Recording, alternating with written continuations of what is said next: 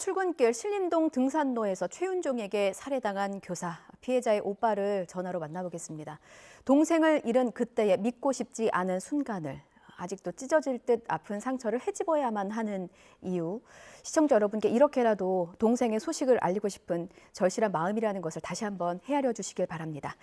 오늘 오후입니다. 유족은 교사였던 동생의 순직 심사를 앞두고 있습니다. 하늘에서나마 고인에게 위로가 되는 결과가 나오길 바라면서 피해자의 오빠를 만나보겠습니다. 실명도 공개하셨어요. 공재현 씨입니다. 공재현 선생님 나와 계시죠? 네, 안녕하세요. 네. 네. 떨리는 목소리이실 텐데 어려운 인터뷰에 응해주셔서 너무나 감사드립니다. 지난 화요일이었습니다. 등산로 사건 피해자의 친오빠입니다. 라는 제목으로 한 온라인 커뮤니티에 직접 글을 쓰셨더라고요. 어떤 심정으로 쓰신 글일까요? 네, 아무래도 이제 작년 8월 이후로 이제 어머니하고 저하고 집에만 계속 있다 보니까 제가 이제, 자주 그냥 심심할 때 가던 자동차 커뮤니티가 있었는데, 그냥 이제 거기서 이제 일상도 보고 댓글도 달고 그냥 이러고 있다가 이제 아무래도 동생 신변 정리를 제가 하다 보니까 이제 마지막으로 이제 순직 절차만 남아서 제가 그것 때문에 혼자 이제 서울로 와서 이제 숙소에 있는데 많이 생각이 많이 나더라고요. 그래서 그냥 익명이지만 평소에 이제 많은 분들이 저한테 막 따뜻하게 댓글도 남겨주시고 해가지고 좀 동생 얘기를 하고 싶어서 글을 적게 됐습니다. 예. 그렇게나마 동생분의 이야기를 세상에 남기고 싶으셨던 것 같습니다. 죄송하게도 제가 당시의 기억을 또 한 번 끄집어내야 할 것 같아요. 사건이 발생했던 지난해 8월로 다시 한번 가보겠습니다. 선생님께서 사건을 접하신 거는 오전에 뉴스에서 보셨고 저런 일이 있었구나 어떡하냐 안타까워만 하시다가 그날 오후에 경찰에 전화를 받으셨다는 글을 봤습니다. 이게 처음에는 경찰의 전화를 보이스피싱으로 의심하셨다고요? 예, 아무래도 이제 그 사고 나기 2주 전에도 동생이 방학이라고 이제 부산에 내려와서 어머니랑 이제 그냥 셋이 영화도 보고 밥도 먹고 그러고 이제 동생이 그 동네에서만 10년을 살았기 때문에 네. 전혀 그런 일이 생길 거라고 이제 생각도 못했고 워낙 보이스피싱 범죄가 너무 다양하게 일어나니까 그때까지만 해도 처음에 전화 받았을 때는 그냥 헛웃음이 나왔습니다. 진짜 보이스피싱인 줄 알고. 네네.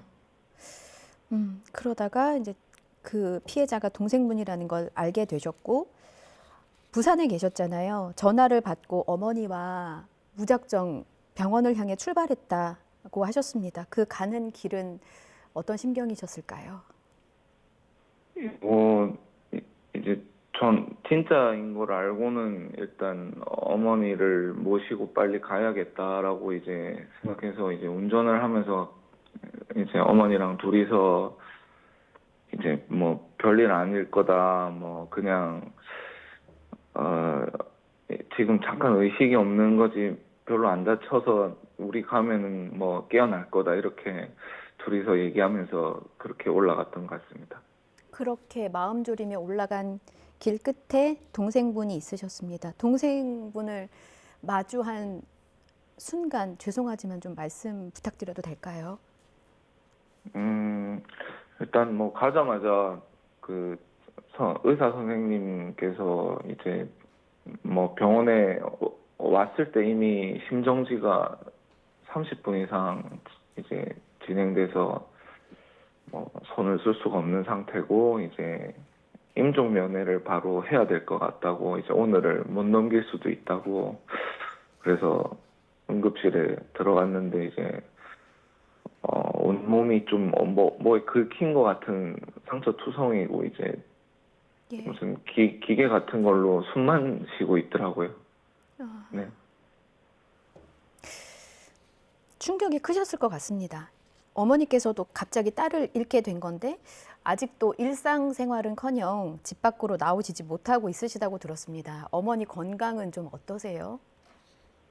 아, 이제 22년도에 아버지가 돌아가셨거든요. 그래서 그때 이제 어머니가 좀 힘들어 하시다가 이제 좀 괜찮아지려고 하시고 있었는데 이제 동생이 또 이렇게 되니까 지금 뭐 아예 분리수거도 하러 못 나가실 정도로 이제 집 안에만 계시고 뭐 식사나 이런 것도 거의 못 하고 계시고 뭐 병원도 좀 다녀봤는데 어머니가 아예 밖에를 나가는 거를 지금 너무 무서워하셔가지고 일단 예 집에서 그냥 계속 집에서 그냥 예 툭 하면 울고 좀 그러고 계십니다. 예.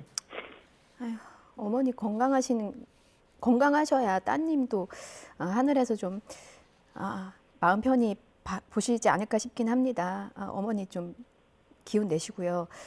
얼마 전 명절이었습니다. 동생 생각 더 많이 나셨을 것 같아요. 22년에 아버지 먼저 보내시고 1년 뒤에 따님을 또 보내시고 어머니와 아들 이제 두 분이서 어떤 명절을 보내셨을까 생각하니까 제가 마음이 너무 무겁더라고요.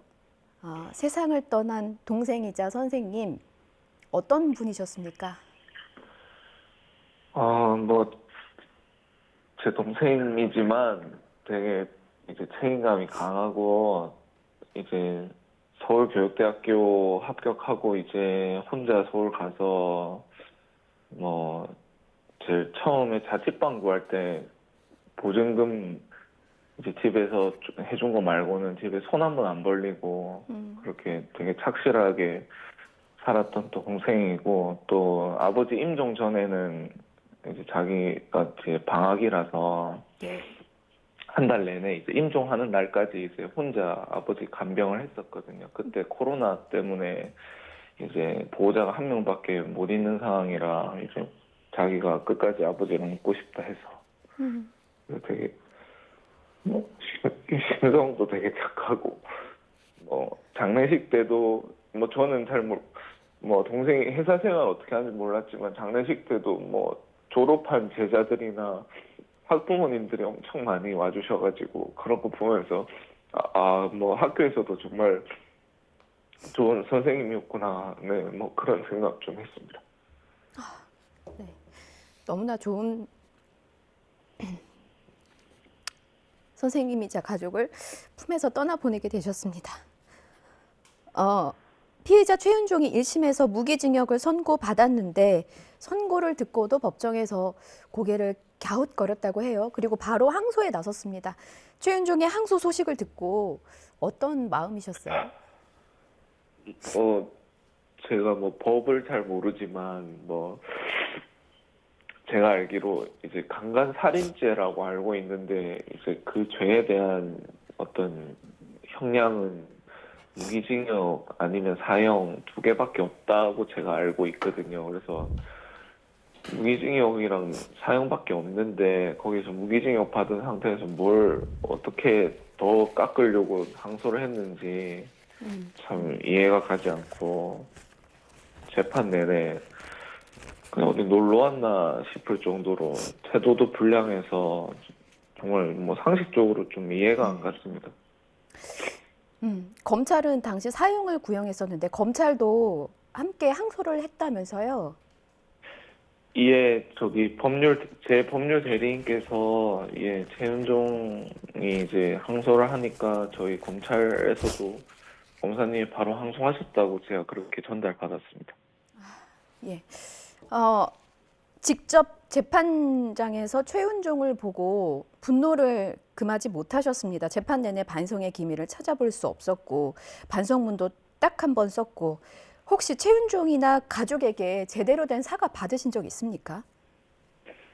그 부분이 이제 가장 좀 이해가 안 되는 부분인데 보통 뭐 제가 법정을 처음 가봤지만 뭐 이런 좀 흉악 범죄를 저지른 사람들이 뭐 미안한 척이라도 하거나 반성하는 척이라도 하거나 뭐 이럴 줄 알았는데 뭐 재판 내내 이제 손깍지를 뒤통수에 이렇게 탁 해가지고 의자에 누워가지고 재판 듣고 뭐 자기한테 불리한 어떤 정황이 나오면은 그 마이크에다가 대놓고 한숨을 뭐 크게 쉰다든지 예. 그리고 반성문도 억지로 한 장 딱 쓴 것 같더라고요. 근데 거기도 뭐 죄송하다, 미안하다 이런 말은 없고 자기는 문제 없이 잘 살고 있었는데 왜 이렇게 됐는지 모르겠다. 그리고 단 한 번도 미안하다, 죄송하다라는 말은 없었고 뭐 네. 판사님께서 혹시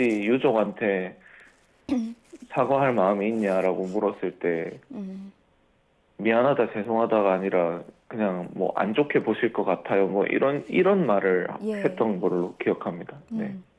자, 선생님, 오늘 오후에 돌아가신 동생분의 순직 심사가 있습니다. 근데 순직이 이제 인정되려면 사건이 일어났던 등산로가 통상적인 그 출퇴근 경로로 인정받아야 한다는 그 난관이 있더라고요.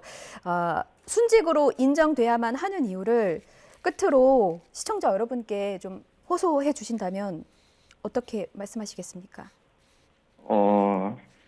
제가 제일 처음에도 말씀드렸지만 이제 동생이 만약에 그 연수가 없었으면 그렇게 빨리 서울로 다시 올라갈 이유가 없었습니다. 그래서 그 사고 나기 2주 전에 부산에 와서 다 같이 밥 먹을 때도 며칠 더 있지 왜 빨리 올라가냐라고 했을 때 예. 이제 학교에서 연수 출근이 있어서 빨리 가야 된다라고 이제 얘기를 했던 기억이 나고요. 그리고 그 당연히 동생 집에서 학교까지 가는 경로가 엄청나게 많고 뭐 최단 경로도 있을 거고 제일 뭐 논리적으로 봤을 때 합리적인 경로가 있을 수 있지만 예. 동생은 이제 체육부장이고 다행히 이제 그 등산로로 출퇴근하는 거를 목격을 한 수많은 학부모님들께서 이제 사실 확인서도 많이 써주셨어요. 그래서 예. 그 더운 8월 달에 이제 최단 경로인 길로 가면 엄청 이제 더운 대로변이 들어가고요. 그래서 예. 뭐 좀 일찍 나섰지만 그래도 좀 더위를 피해서 좀 돌아갈 수 있는 등산로가 통상적인 출근 경로로 볼 수 있지 않나 저는 예. 그렇게 생각을 하고 예.